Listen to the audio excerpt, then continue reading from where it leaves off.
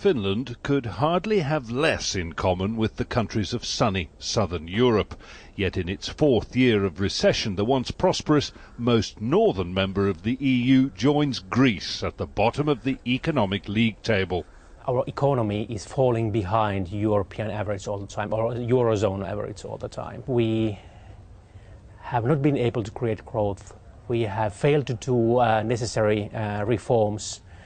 And things are getting worse at the time in Finland when things are getting better in other European sort of crisis countries. Hari is a craft beer brewer, part of a generation of start-up entrepreneurs who once worked for the now defunct mobile phone giant Nokia. I would say that it was way too much Nokia focused, at least the business environment back in that time.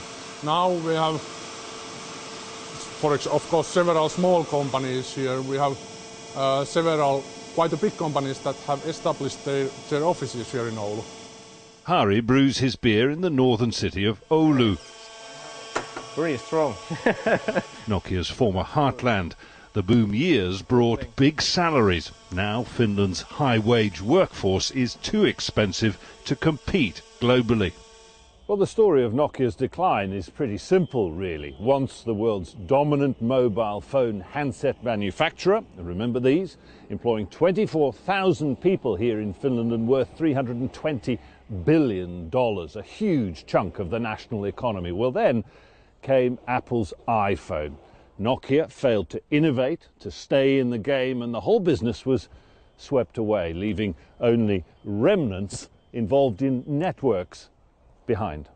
Dark days too for Finland's other mainstay, the paper industry, in decline because of cheaper pulp and cheaper workers elsewhere.